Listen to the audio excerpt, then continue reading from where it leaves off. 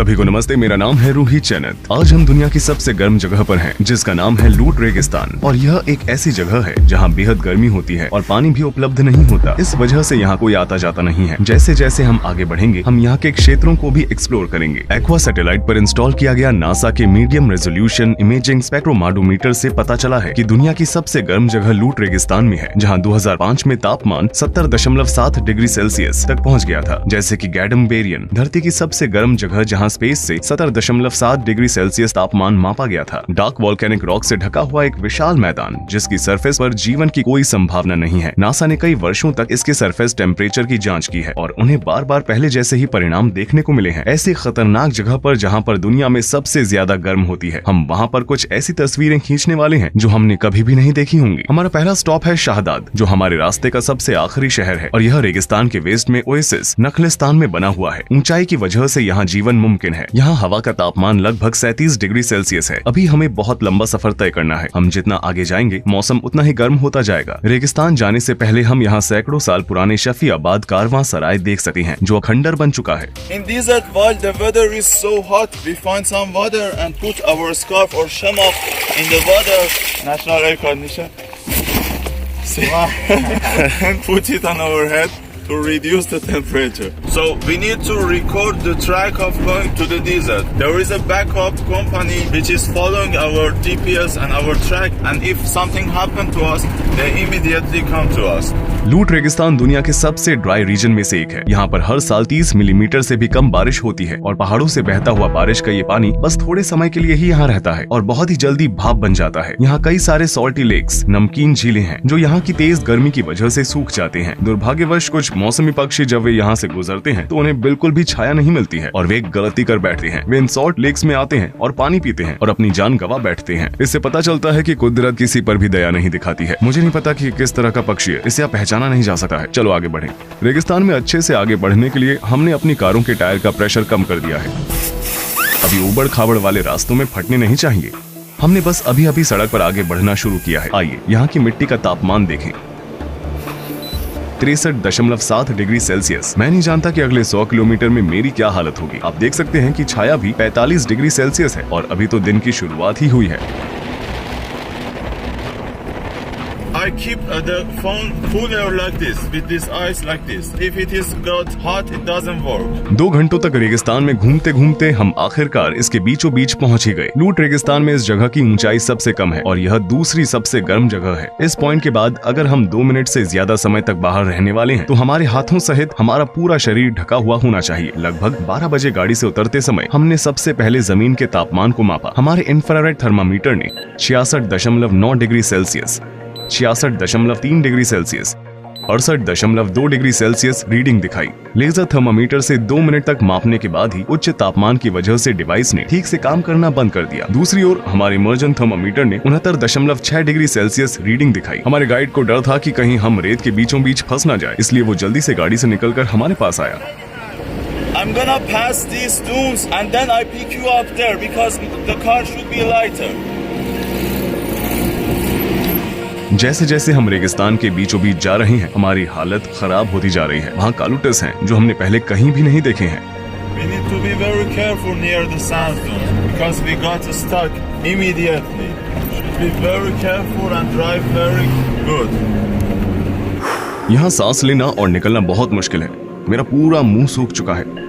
Thermometer की red light एक तरफ अटक चुकी है। ये बिल्कुल भी हिल नहीं रही है, इसलिए हम अभी माप नहीं सकते हैं। ये दिखा रहा है कि यहाँ का तापमान 50 डिग्री से भी अधिक है। हमारे पास एक लेजर थर्मामीटर भी है, लेकिन अब ये काम नहीं कर रहा है। ये एक इमर्जन थर्मामीटर है। यहाँ का तापमान 52 डिग्री सेल्सियस है। हमारे गाइड के मुताबिक हमें और भी आगे जाना है, लेकिन हम यहाँ पर ठीक से सांस भी नहीं ले पा रहे हैं।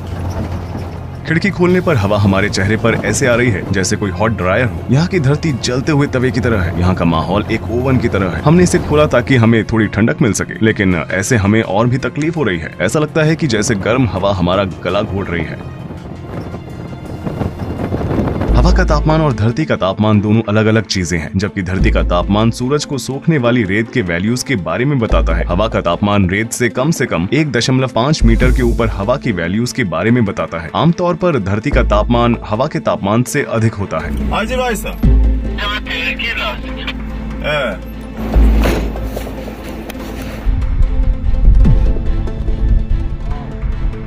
because of this rock. So,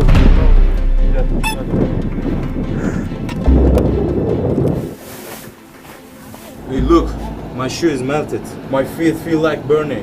हमारे दोस्त का जूता जमीन पर कदम रखते ही पिघल गया। इसकी लेयर खराब हो चुकी है। जमीन का तापमान लगभग 70 डिग्री है। कैमरे का इस्तेमाल नहीं पड़ने पर हम इसे हमारे पानी की बोतलों के साथ रेफ्रिजरेटर में डाल देते हैं ताकि इसे उच्च तापमान से बचाया जा सके, नहीं तो वो लगातार बंद हो रहा है। हमारे फोन भी बीच बीच में बंद हो रहे हैं। My phone doesn't work. भले ही मैं अपने साथ 2 लीटर का वाटर बैग लेकर चलता हूँ और उसे बार बार भरता रहता हूँ, लेकिन फिर भी मेरी प्यास नहीं बुझ रही है। अभी दोपहर के 2:15 बजे हैं और हम इस अनंत रेगिस्तान की ओर बढ़ रहे हैं। देखते हैं कि हम कितना आगे जा पाते हैं। रेगिस्तान के नजदीक वेस्ट में कम ऊंचाई वाली जगह है जिसकी ऊंचाई 150 मीटर तक है और ये तेज हवाओं के संपर्क में आती है। हवा के कटाव से कलुत स्ट्रक्चर्स बनते हैं जो 150 मीटर तक ऊंचे होते हैं और कई किलोमीटर की दूरी से देखे जा सकते हैं। ये क्षेत्र 75 मीटर ऊंचे समानांतर टीले और अन्य जियो क्लाइमेटिक स्ट्रक्चर्स के साथ यार्डक भी मौजूद है। हालांकि यहाँ हवा तेज है, रेत से जलन पैदा हो रही है। मुझे ऐसे खड़े रहने में भी बहुत दिक्कत हो रही है क्योंकि धरती पर मौजूद रेत मेरे पैरों को जला रही है। हाई हील वाले स्नीकर्स पहनने के बाद भी मुझे मेरे पैरों में गर्मी महसूस हो रही है। मेट्रोलॉजी स्टेशन द्वारा छाया वाले क्षेत्रों में तापमान को मापा जाता है। यहाँ कोई मौसम केंद्र नहीं है। हम इसे अपने तरीके से मापेंगे। इसके लिए हम छाया भी बनाएंगे। कलूटस के पास छाया में जहाँ तेज हवाएं चल रही है, हमें 52 डिग्री का तापमान नहीं दिखा जो हमने 1 घंटे पहले सूरज के नीचे देखा था।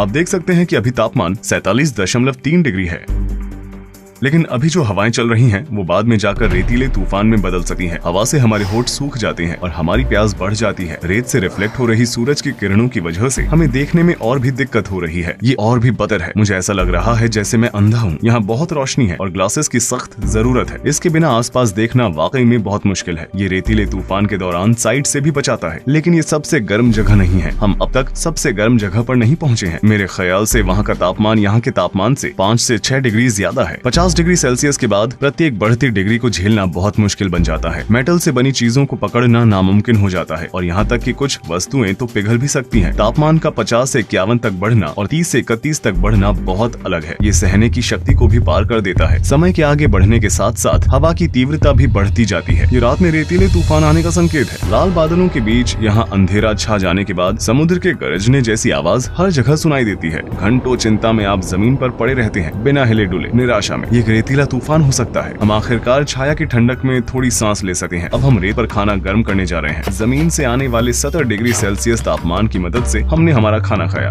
Let's reduce the temperature of your body. शुक्रिया। हम सभी छाव में आराम कर रहे हैं और इस वक्त दोपहर के लगभग 3:30 बज रहे हैं। हम सब बहुत थक चुके हैं। ऐसा लग रहा है जैसे सूरज ने हमारी पूरी शक्ति ही खींच ली हो। हम एक लोकल ईरानी डिश खा रहे हैं जिसे हुरमा सेब्जी भी कहा जाता है। मैं उस जमीन पर कदम रख रहा हूँ जिस पर शायद ही मानव जाति ने कभी कदम रखा होगा। ये एक बहुत ही जबरदस्त एहसास है। लोग अक्सर रेगिस्तान की इन गहराइयों में नहीं जाते हैं। यहाँ शायद बहुत कम लोग आते हैं। हम कलुत के पास ही खड़े हैं। हमें यहाँ दीवारें दिखाई दे रही हैं। देखो ये कैसे बना हुआ है। ये बहुत ही सख्त और बहुत बड़ा है। अब हमें वापस अपने कैंप साइट पर जाना है। हमारा सारा पानी खत्म हो चुका है। हमारे पैरों के निशान लगभग गायब हो गए हैं। ये सब कुछ एक जैसा ही दिखाई देता है। हमें वो जगहें याद ही नहीं है जहाँ से गुजरे थे। हम लगभग 3 घंटे से पैदल चल रहे हैं। सूरज थोड़ा अस्त हो चुका है। तापमान भी धीरे धीरे कम हो रहा है। मेरे ख्याल से अब तापमान 45 डिग्री है। रेगिस्तान एक ऐसी सड़क है जो कभी भी खत्म नहीं होती है। जहाँ पर भी आपकी नजर जाएगी वहाँ आपको रेत से ढकी हुई हजारों सड़कें दिखाई देंगी, लेकिन जो दिशा नहीं जानते उनके लिए एक ही नियति होती है। कुछ पक्षी रेगिस्तान में प्रवेश तो करते हैं, लेकिन यहाँ की तेज गर्मी को सहन नहीं कर पाते और यहीं फंस जाते हैं और आकाश से नीचे गिरकर वे इकोलॉजिकल बैलेंस बनाते हैं जिसमें ग्रासहॉपर्स और रेगिस्तानी लोमड़ियां शामिल हैं। आखिरकार हम वापस लौट आए और रात के रेतीले तूफान से बचने के लिए हम उत्तर की ओर कैंप लगाने की जगह ढूंढने निकल पड़े।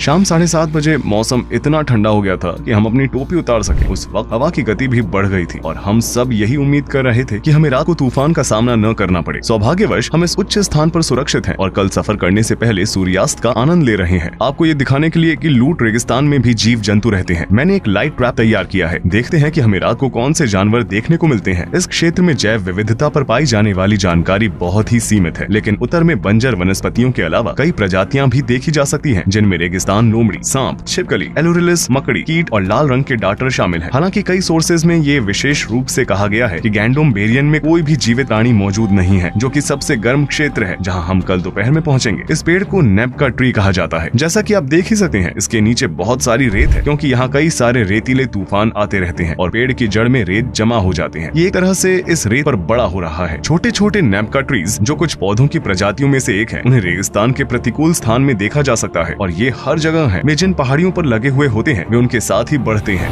We're gonna go here, volcanic mountain, volcanic area, and here is Gandom area. ये एक ऐसी जगह है जहाँ सालों तक ऊँटों के साथ घूमने वाले भी मुश्किल से जीवित रह पाते हैं। कुछ लेजेंड्स के मुताबिक यात्रा पूरी करते करते हफ्ते लग जाते थे और यहाँ तक कि ऊँट के भी घुटने कांपने लगते थे। वास्तविक दिखाई देने वाली मिराज हमेशा एडवेंचर करने वाले लोगों को भटका देती है। क्या आप कभी गर्मियों में गैंडोम बेरियन आए हैं? No, it is very dangerous to come here in this season.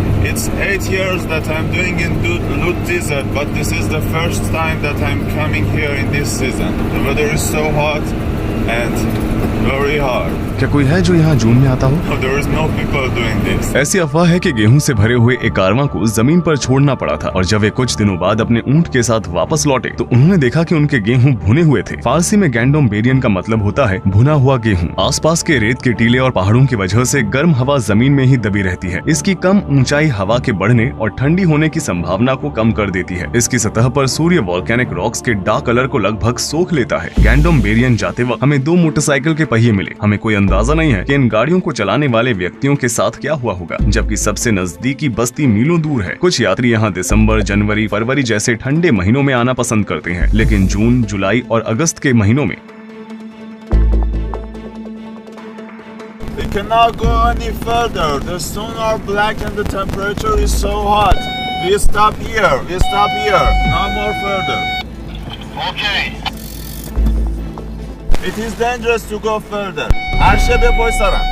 मुझे यहाँ शूट करने के लिए बस 2 घंटे चाहिए, क्योंकि मुझे पत्थरों की जांच करनी है। हम यहाँ कब तक रुके रहेंगे? Actually, to be honest, it is better to go to leave here as soon as possible. But if you want to do anything, it is not my responsibility. Just go. We go back there and we wait there for you. You go and do whatever you want and go back as soon as possible. It is dangerous to stay here more. आप अब पीछे जाएंगे? Yeah, we go back. It is very dangerous for the car to keep the car here. As you see, the stones are black and very heat, and it may flat the tires or also damage the engine. So we go back there, wait for you. बस 200 metre ना? Maybe a little bit more, yeah. The temperature is so hot, and so I am trying to cool the radiator. We are here, exactly here, like 300 or 400 meter to Gandom Heryan. We are not allowed to go further with car. You can do this by walking, and this big hill is Gandom Beryan. You need to be careful. Take water with yourself and cover yourself completely, because the weather is so dry. Even if your skin will be burned and you will be heated and your body will be dehydrated and you will die. Okay, just be careful and take lots of water with yourself. Take one radio, just in emergency cases we need to be with each other in touch. Be careful. Your shoes should be tight, and the heat maybe burn your shoes as well. Okay, check this area. Just please go back as soon as possible. As soon as did your job, go back. Okay, and always should be in touch with radio. Yeah, just sure. one group. Yes, take the radio with yourself and be careful. Okay, to be without any, I don't know if it is not reality. It is the reality. It is dangerous. The reality is dangerous. Go and go back soon. And the time is the maximum temperature. It's 12 until when you go back. 1 घंटे बाद? So 1 is the hottest time. तो शायद 2 घंटे बाद। शुक्रिया। Bye. अलविदा। इसके बाद मेरे शरीर का कोई भी हिस्सा अब और एक्सपोज नहीं होना चाहिए। इस बीच अपने शुरुआती एनालिसिस के बाद से नासा ने हाल ही में अपने सैटेलाइट सॉफ्टवेयर का एक नया वर्जन जारी किया है, जिससे ये अनुमान लगाया जा रहा है कि लूट रेगिस्तान में जमीन का तापमान अब पहले से भी ज्यादा हो सकता है। जैसा कि एक academic journal bulletin of the American meteorological society के रिसर्चर्स ने मई 2021 में अपने पब्लिकेशन में बताया था कि ऐसा माना जाता है कि लूट रेगिस्तान का तापमान वास्तव में 80.8 डिग्री सेल्सियस तक पहुँच सकता है। हमने मांस को कार के कंसोल पर छोड़ दिया और आगे चल पड़े। हमारे पास समय और संसाधन दोनों सीमित हैं, इसलिए हमें तेजी और समझदारी से आगे बढ़ना होगा। दोस्तों, क्या तुम मुझे सुन सकते हो? Yes, bro. मैं हर 10 मिनट में तुम्हें रिपोर्ट करता रहूंगा। Every 10 minutes, okay. यहाँ कहीं पर भी छाया नहीं है। हर जगह बड़े और छोटे पत्थरों और बेसाल्टिक रॉक से घिरी हुई है। ये पत्थर इतने गर्म होते हैं कि कोई भी व्यक्ति इन्हें अपने हाथ में नहीं पकड़ सकता है। ये जगह बहुत ही अजीब है। इस जगह का एक बहुत बड़ा हिस्सा पृथ्वी से ज्यादा मंगल की सरफेस जैसा लग रहा था। हमें ऐसा लग रहा था मानो जैसे हम किसी दूसरे ग्रह पर आ गए हों। अब हम इस धरती की सबसे गर्म जगह पर खड़े हैं। मुझे विश्वास नहीं हो रहा है। मैं नहीं जानता कि हम यहाँ कितने समय तक जिंदा रह सकते हैं। यहाँ हर जगह बहुत गर्मी है। मुझे अपने पैरों में गर्मी महसूस हो रही है। ऐसी कोई जगह नहीं है जहाँ मैं अपना पैर रखूं और वो जगह काली हो और काली सतह पूरी तरह से जल रही है। आप आगे की ओर पहाड़ों को देख सकते हैं। इसके आगे और भी पहाड़ हैं। देखो, वो वाली जगह ऐसी लग रही है जैसे वहाँ आग जल रही हो। हालांकि मैं नहीं जानता कि आप गर्मी को बढ़ते हुए देख पा रहे हैं या नहीं, क्योंकि ये जगह पहाड़ों से घिरी हुई है और पहाड़ गर्म हवा को फंसा देते हैं। इसलिए गर्म हवा बिल्कुल भी बाहर नहीं जा पाती। इसलिए यहाँ बहुत गर्मी होती है। चट्टानों का रंग और बेसाल्ट स्ट्रक्चर प्राकृतिक रूप से सूर्य की किरणों को अधिक सोखते हैं। ये जगह नर्क से कम नहीं है। चलो थोड़ा आगे चलकर तापमान चेक करते हैं। सूखी सतह का उच्च तापमान किसी भी व्यक्ति की पूरी सहन शक्ति और ताकत को खींच लेता है। यहाँ तक कि कैक्टस जैसे पौधे भी यहाँ नहीं उगते हैं। ऐसा कई सोर्सेज में बताया गया है कि इस जगह पर कोई भी जीवित प्राणी नहीं रह सका है। ऐसा माना जाता है कि इन बेसाल्ट रेमिनेंट्स का निर्माण लगभग 2 मिलियन साल पहले हुई मैग्नेटिक एक्टिविटी की वजह से हुआ था और लावा में गैस निकलने के परिणाम स्वरूप पत्थरों में छेद बन गए थे। हम अनऑफिशियली धरती पर आज तक मापे गए सबसे हाईएस्ट तापमान में से एक को मापने जा रहे हैं। यहाँ गलती से भी किसी व्यक्ति को अकेला छोड़ देने का मतलब उसकी मौत है। अगर अभी हमारे दोस्त चले जाते हैं तो हम कभी भी यहाँ से निकल नहीं पाएंगे। हम इस वक्त एक ऐसी जगह पर हैं जहाँ कोई भी व्यक्ति सरवाइव नहीं कर सका है। इंटरनेट पर ऐसे कई आर्टिकल हैं जिनका कहना है कि गैंडोम बेरियन में कोई जीवित प्राणी नहीं रहता है। हम इस वक्त धरती की सबसे गर्म जगह पर खड़े हैं, वो भी सबसे गर्म मौसम में और दिन के सबसे गर्म समय में। मुझे बड़ी समझदारी से अपने पानी का इस्तेमाल करना होगा। अब मैं जमीन से लगभग 1 मीटर की ऊंचाई पर तापमान चेक करूंगा और ऐसा मुझे छाया में करना होगा। इसलिए हम अपने साथ एक छाता रखते हैं। ये हमारे लिए नहीं है। यहाँ हवा चल रही है। इसका मतलब ये नहीं कि यहाँ ठंड है, क्योंकि यहाँ हवा आग की तरह महसूस होती है। इसलिए मैं अपने पूरे शरीर में गर्मी महसूस कर सकता हूँ। My hand is burning. The camera is black, you know. हम जिस भी मेटल को छू रहे हैं वो बिल्कुल आग की तरह महसूस हो रहा है। इसलिए ये छाता ब्लैक कलर का नहीं है। मैं चाहता हूँ कि ये मेजरमेंट निष्पक्ष हो। सच में मेरे पैर बहुत जल रहे हैं। अब आप एक जगह खड़े होकर इंतजार करते हैं तो गर्मी और भी ज्यादा बढ़ जाती है। सबसे पहले आइए जमीन के तापमान को चेक करें। मेरे पैर अभी भी जल रहे हैं। ये ठीक से काम नहीं कर रहा है। ये तापमान को माप तो सकता है लेकिन गर्मी में नहीं। हम थर्मामीटर को ठंडे पानी के पास में रखेंगे, इसे थोड़ी देर ठंडा होने देंगे और फिर दोबारा से कोशिश करेंगे। सही मेजरमेंट लेने के लिए मैंने इसे लगभग 1 मिनट के लिए छाया में रखा। मेरी हालत ऐसी है कि मैं कुछ भी बोल नहीं पा रहा हूँ।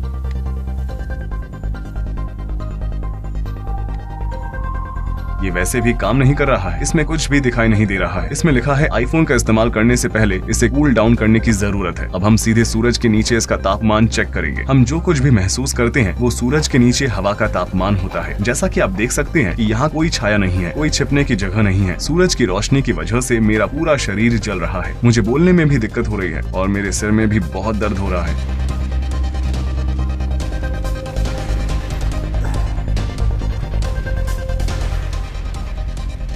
ये हवा का तापमान 54 डिग्री सेल्सियस के आसपास दिखा रहा है। आइए इससे सरफेस का तापमान चेक करें। दोस्तों लगभग 30 मिनट बीत चुके हैं और हम ठीक हैं। Roger that. क्या वहाँ सब कुछ ठीक है? Everything is okay here, but the temperature is still getting high and high. मैं अपने ऊपर सूर्य की तीव्रता को महसूस कर सका हूँ। मैंने ध्यान दिया कि मेरे दिल की धड़कन भी बढ़ रही है। मैं कांप रहा हूँ। यहाँ पर लगभग 1 घंटा बिताने के बाद ही हमारे शरीर कांपने लगे। मैं बात नहीं कर सकता। मैं बहुत थक गया हूँ। मेरे में अब और ताकत नहीं है। मुझे बहुत बार ब्रेक लेनी होगी। Water break. कैमरा इतना गर्म हो गया कि मैं बिना ग्लव्स के इसे 3 सेकंड भी पकड़ नहीं सकता। कोई भी चीज जो मेटल की नहीं वो भी अभी आग की तरह गर्म होने लगी है। क्या तुमने अपने ग्लव्स उतार दिए हैं? My hand is shaking, but the place where I touched camera are red and hurting. बिना चश्मे के इतनी चमक है। मैं इस तरह कभी वॉक नहीं कर सकता। मैं अब कुछ अलग आजमाने जा रहा हूँ। एरर दिखा रहा है। लगता है ये फिर से खराब हो गया है। मुझे दोबारा से अपने ग्लव्स पहनने होंगे। ये काम कर रहा है। इधर 68.6, 69.2। नासा ने जिस तापमान के बारे में बताया था हम उसके काफी करीब हैं। ये रेतीले तूफान का संकेत हो सकता है। यहाँ तूफान आते जाते रहते हैं। हेलो, मैं यहाँ हूँ। क्या तुम मुझे सुन सकते हो? Yeah, can you hear me? हाँ, हम सब ठीक है। कोई चिंता की बात नहीं है। अभी यहाँ से एक रेतीला तूफान गुजरा था और हम उसे शूट कर रहे थे, इसलिए मैं तुम्हें जवाब नहीं दे पाया। Remember that you are the only person who gets there in this season, in this time, in this day. आइए इसके तापमान पर एक नजर डालें।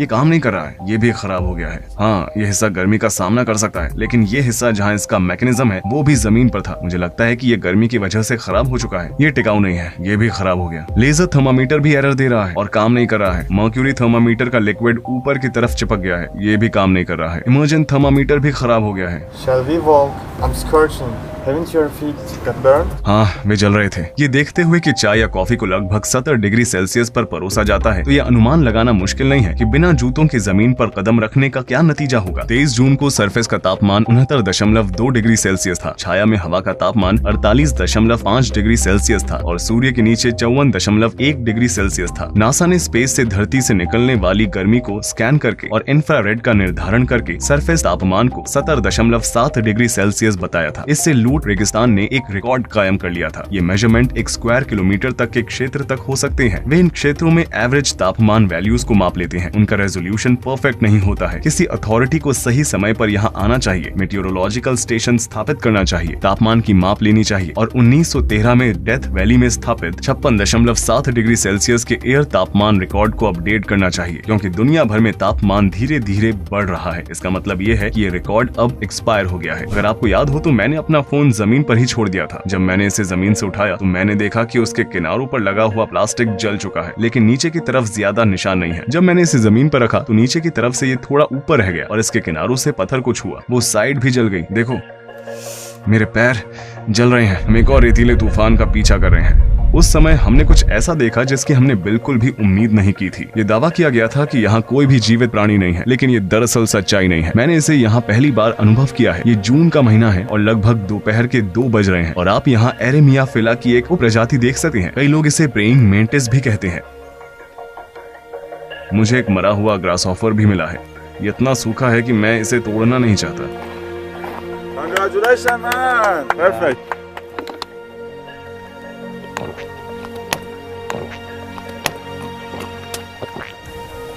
Rui, you look aged.